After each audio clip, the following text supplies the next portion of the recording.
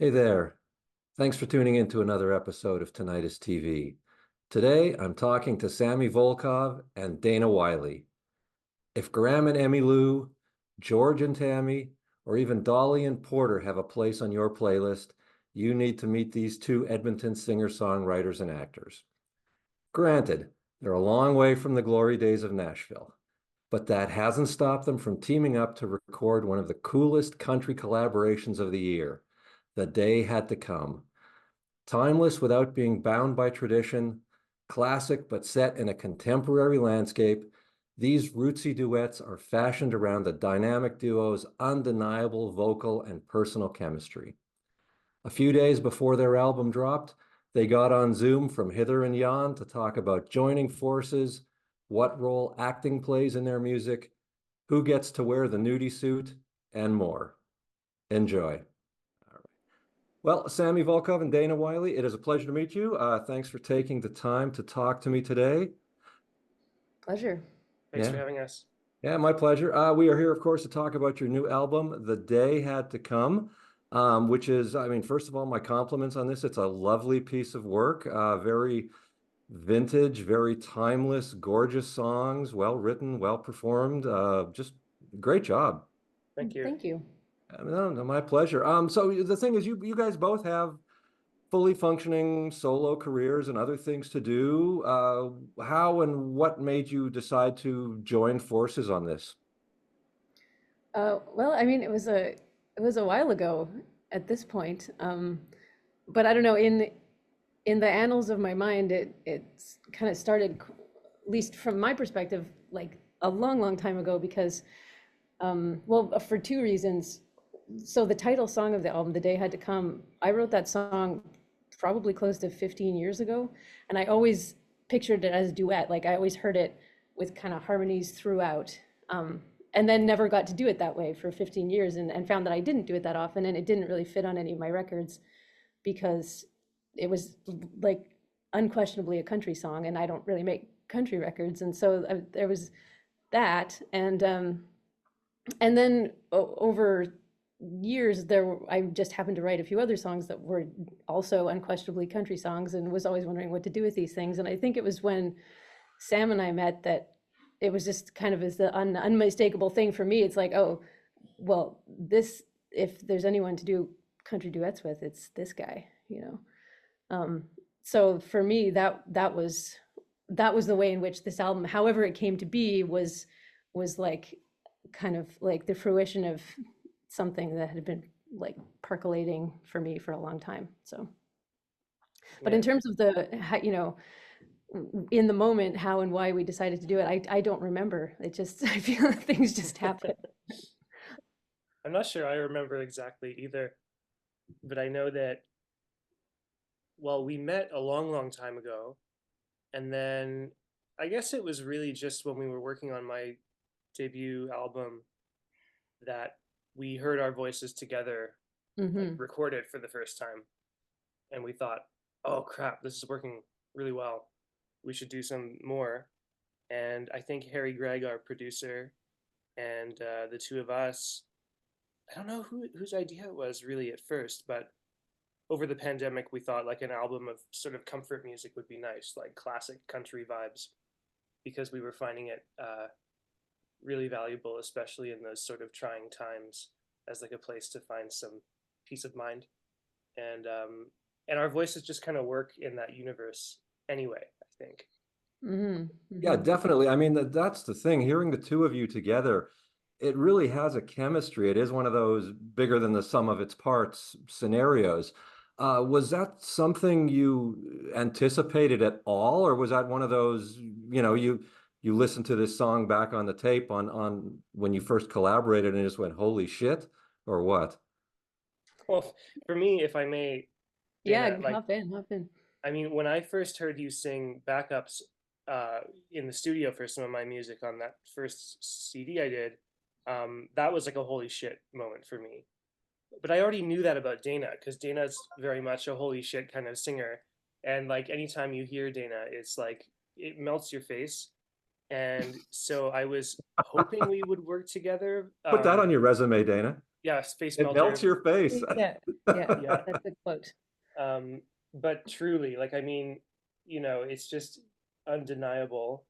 And I think that as far as this record goes, for me, the real magical moment is when we first went in to record the demos, the demos for the grant. And so the first song we recorded was Secret Subway Conversations, and we were talking about the song, we were talking about Graham Parsons uh, Right. and Emmylou Harris, and we were like, well, yeah, it'd be great if we could do a song like that. And we just went in, and I think we were just going to do like a scratch vocal around one mic with the band in the room.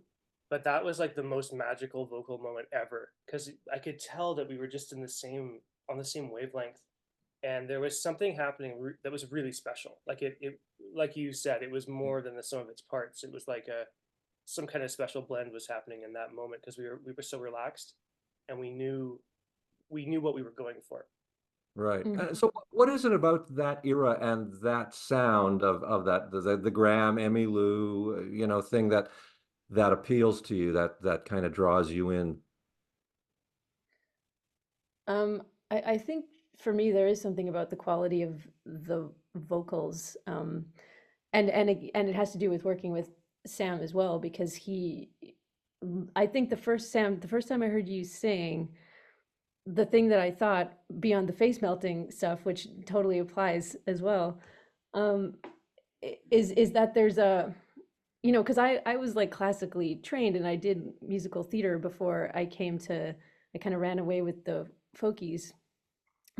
So there's a way, like it's almost like a technical thing. There's a way that you've learned how to sing that when I heard Sam, I was like, I can sing with him, Hmm. and there's something about for me when because GP Graham Parsons GP is an album I've listened to probably way too many times, and it's something you really hear in a record like that. And I think in all the great country duets is that there's like real singing going on, like it's about the singing, it's about the vocals, and it's the vocals that carry the emotion of the song, and in quite a technical way if you want to talk about it in those terms.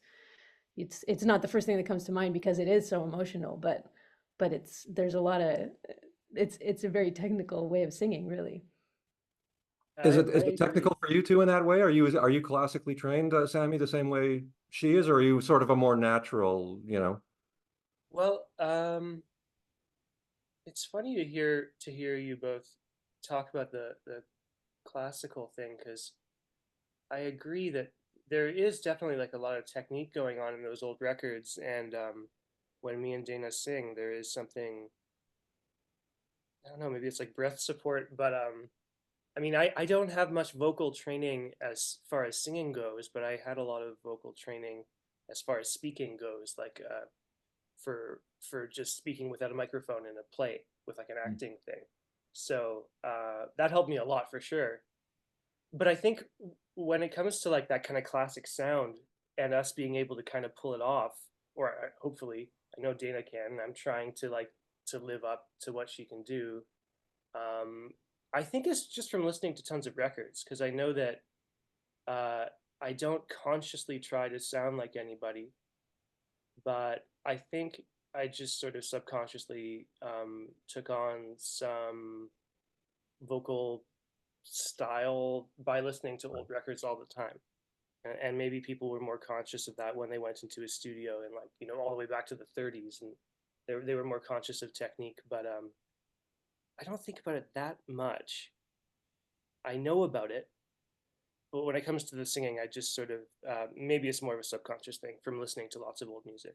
Right. You both mentioned That's acting. Is that something, do you think, that comes into play in a project like this? Do you hmm. feel that this is kind of playing a role, or that some of these songs take you into a character frame of mind, or am I vastly overthinking the whole thing? I think it, no, I think that that's actually really important uh, because I do think of these songs as stories, and I think to tell a story well, you might as well think of it in terms of acting. But it's a funny kind of mix because we, really, we're not acting.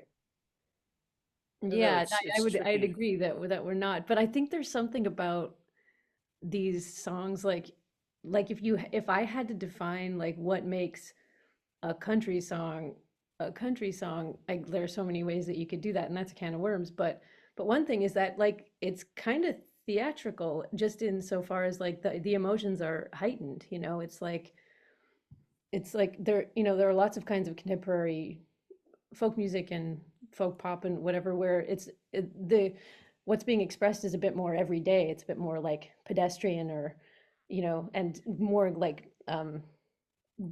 honest on a kind of earthy, grounded kind of level. But like if I think about classic country songs, the emotions are big. It's like the heartbreak is is monumental. It's kind of Shakespearean, you know.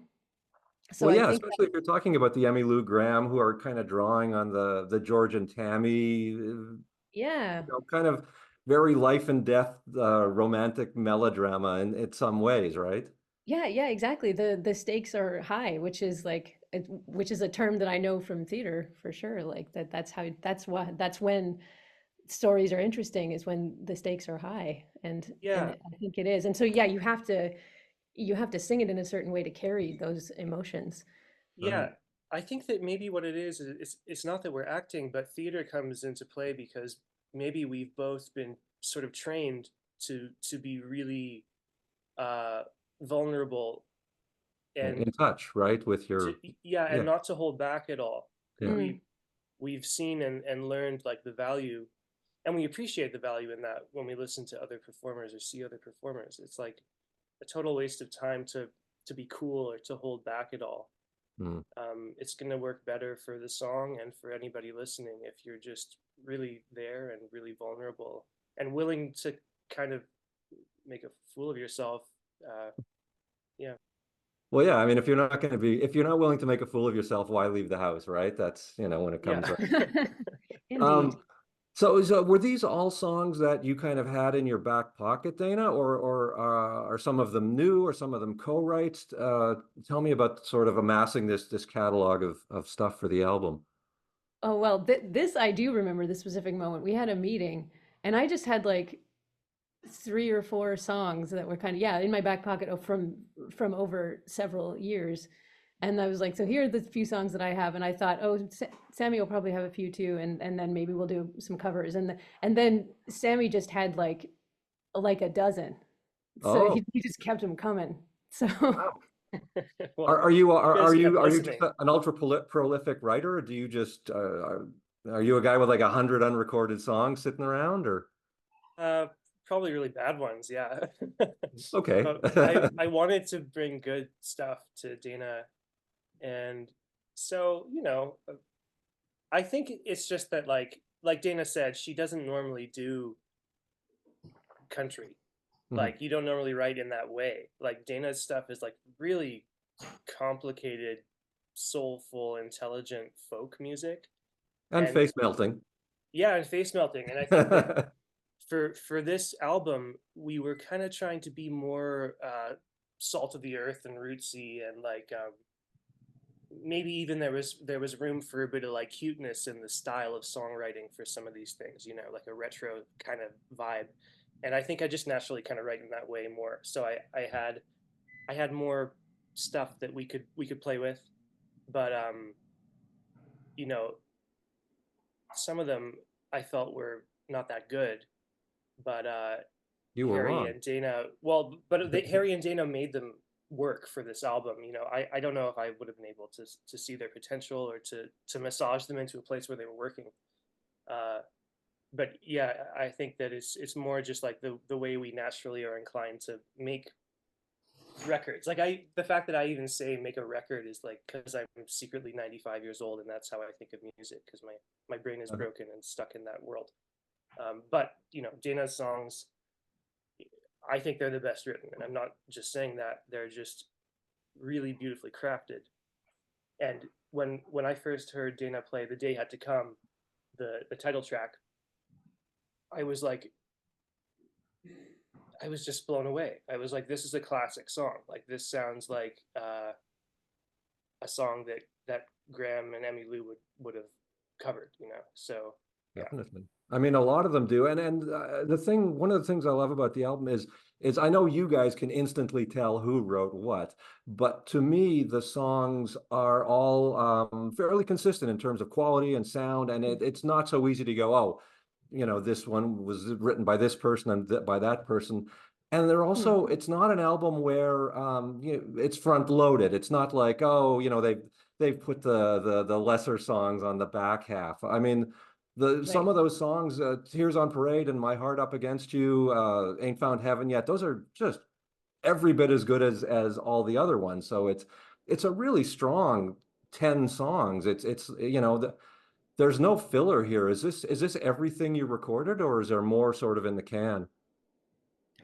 There was one tune we couldn't keep, and it was only because of a mistake is maybe too strong a word, but when we recorded the bed, there was just something that when we listened back to it later, it didn't quite work. So the song itself was beautiful, and I wish we could have kept it, but if we had wanted to really get it, we would have had to bring the whole band back in, and we didn't have any money to do that. So Well, I mean, for it's for just the 10 one. songs, this is again, very consistently wonderful. I would imagine that you must have had some sort of discussion at some point, given that you're taking this sort of timeless, retro nostalgic duet approach. You must have talked about, well, gee, maybe we should cover some of these classic duets. Yeah. Yeah, we Um, did. Yeah, we totally We did. almost did. But then we thought, well, we have enough of our own stuff. uh-huh. Let's just do our stuff. But Okay. we Yeah. strongly considered a few. Um, there's one that we're probably going to do as an encore for our album release in Edmonton, and there was an Okay. Everly Brothers one that I really wanted to do. So yeah, but we just had enough, And I think when I get an album, 10 songs is all I want, you Right. know. And we had 10 songs, so Yeah, it is the magic number, I think. yeah, It Yeah. works. It I mean, works. we would have put 11 on if that other tune had worked, sonically, right, we would have put it on too, but I think it worked out okay. I think, yeah, 10's a yeah, good number. Yeah, oh yeah, it worked out okay. So, as two people who are used to sort of being front and center, as it were, and doing your own music, was there, what kind of adjustments did you have to make to sort of do this two-headed approach of recording and working with another singer and another songwriter and another, person who's got their own thoughts and opinions and spaces in the music? well, for me, I could just be like, holy shit, I'm so lucky because Dana knows so much. And I just felt like this droopy eyed, armless child, as the great Charlie Sheen once said. And I could just kind of sit back. And if there was ever any doubt or a question in my mind about anything, about the arrangement of the harmony or the writing, Dana would just say, oh, well, we should do this. And it was always the best idea. So it was like, There you it made go. I it don't so much remember that. easier. But there were so many moments like that. I just remember it being easy, and Well, I yeah, mean me also because too. the band was great, and I Yeah, mean we worked in a way that I'm used to working and that I prefer to work, which is to do the beds live off the floor. The band yeah, goes in and plays the song. Um, I like to do the lead vocals with the beds as well. I don't think we didn't, even the ones where I did lead. I'm pretty sure we didn't do that this album. That was maybe the one difference, but really? yeah, I don't remember having to make adjustments from how I would normally work. I feel it was just easy and good Yeah, and fun. yeah, and that's you know partly kind of lucky because, well, I don't know if it's lucky, but you and Harry, you really match. Your processes really go together well. Like Harry is like so Right, efficient, and it's right. it's lucky that you really love that. I love that too, just for what it's worth. But I Right. You, think it, you've worked with Harry before, right? But had you, Dana? Oh yeah, many times. Yeah, for about Okay, 10 so this years. was Yeah, all, yeah. So you were all really comfortable in the room yeah, together with each other. Yeah, okay. So I'm yeah. tell like me the a little more. newbie here. Uh-huh. Harry and Dana go way, way back. They've been Oh, friends okay. forever. I didn't know Yeah. that. I knew about him and you, but I didn't know about him and her. So tell me a little more about that process. Was it very very fast and easy? Just set the band up, run through everything a couple of times, and boom.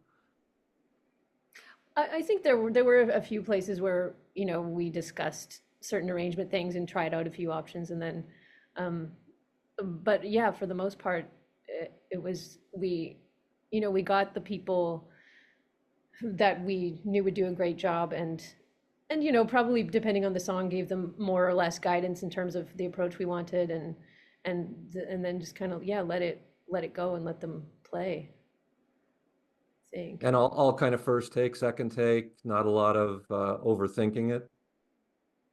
I think so. Yeah, So, I don't remember specifically, but for me, every album that I work on, it seems to be the case with beds, especially if you're doing live beds, that if you go beyond 3 takes, it gets worse rather than better, and take number 2 is usually the one. So I feel like this wasn't yeah. any different. Yeah. Yeah, I Mhm. think that maybe there were a couple moments where we could tell, like we were taken by surprise by something that was working kind of better than we thought it would, and that sort of informed what we stuck with for like the vibe of the song. Like I remember Mm. the Nashville strung guitar on Birdsong, for instance. Mm. Maybe you and Harry saw that coming, but I didn't. I thought, well, it's a cool, bright sounding guitar, but for me, that became like the driving element of the track that we kind of brought to the fore. Yeah. No, yeah, I didn't see that coming either. But yeah, Harry may have. Yeah, There's probably a good chance. Yeah. Yeah, well, I mean that's the trick of a good producer, isn't it? To kind of, bring in those happy accidents, as it were, or to capitalize on them. yeah. Yeah. So what's the secret to a collaboration like this? How do you, I mean, it's obviously it was very natural and easy for the two of you based on what you're telling me, but what's the secret to having it work as well as this does? Um, I don't know. I And think we had magic? Can magic you and even? I mean, is it just a matter of either it works or it doesn't? And if it doesn't, there's really nothing you can do about it? probably, Yeah. I don't know. I think it Maybe, was, yeah, I don't know. there's a lot of just like luck in personalities kind of not clashing, you know? But I think that we kind of already knew that from having met and played together a little, and like Dana had really graciously invited me to play one of her shows, and so you know, yeah, we just already felt comfortable with each other, and it didn't feel like, oh shit, I hope this works going into it. Right. So I mean, I think that's the case so often, isn't it? That you can always find good people or talented musicians if you want to record something or but to find people that you can spend time with and be in a room with and talk to, and that ends up being just as if not more important than whether somebody can play that riff perfectly, you know? yeah, Definitely. Also that you can communicate, that you can get along well generally, but that, that communication can happen in a fluid way and people are understanding and being understood, and that they feel like their input is valued, and when we talk about it, it feels kind of complicated and like it should be hard to make work, but it wasn't. So I mean, like, I don't know. I So, don't know so if talking that's about being in a room together, I know you guys are doing an album release show. Are you going to get to do anything on a bigger, wider scale with this in terms of touring it or anything like that? I don't know. We'll see. The no plans so far. And I mean, Sammy's been working on his next solo album, and I've got a band project right now that's hustling. So um I don't know. We'll see. It's yeah, I I really think I hope think so. time will tell. Yeah, me I Yeah, too. I think mean, that there will be it would more be a shame shows. to kind of let this sort of get lost because it's such a wonderful, unique, little gem that, and I know you guys, Mm. like you say, you're both busy, you've both got other things on the go, but this seems like a real uh, an album that so many people should hear and would love if they got the chance, especially to see you guys live. Thanks for saying that. Yeah, Mm. I Yeah, hope thank you. so. And I think that Yeah, was me sort of too. the whole idea when we went into it. Um, I never talk about this stuff, but honestly, like the grant is coming to mind because that was one of the things we had to talk about in writing like a grant proposal, Sure. or application, whatever. Uh, and we, oh, there are geese flying by. We both wanted this album to be like another stream for both of us, Yeah. another Right. thing to work on. So it's something like that we always have, and so far, Dana, you've arranged another show for us at the Works Festival in Edmonton. Yeah. Um, and yeah, we'll just kind of see what happens. I'm not really sure what's happening with my own solo stuff right now. I'm still working on it as hard as I can, but it's just hard to see into the future right now how things are going to pan out. But you know, Yeah, I think it'll. you need a nudie suit, and you need a sparkly gown if you're going to really, you know, and maybe a wig. You know, I'm just going to go there for both of you. Maybe, maybe. Yeah, we should both get wigs. I should get like the Porter Wagoner, like blonde. Yeah. The And Wayne maybe I should Fontana, wear the nudie giant suit too. pompadour. Yeah, or Conway Twitty. Yeah. Yeah. Mm-hmm. But you know, it would be a lovely thing to see you guys do this live. Mm. I assume, well, you know, maybe not, but you know, if you did play this out a lot, or I think once people hear this, a lot of people are also going to assume that you're a couple. Oh, really?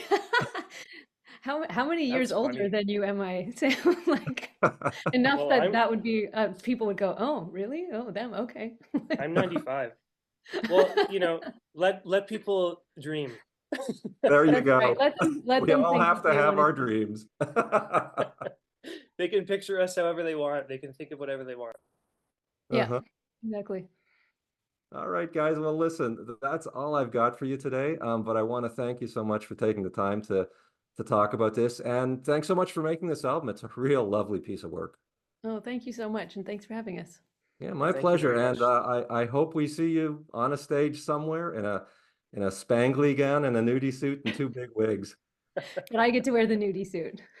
Yeah, either way, you know. And I also look forward to the sequel, Dana and Sammy melting your face. Yes. All Right. right, guys. Have a good day. Yeah, you Thank too. you so Thank you so much. much. Bye.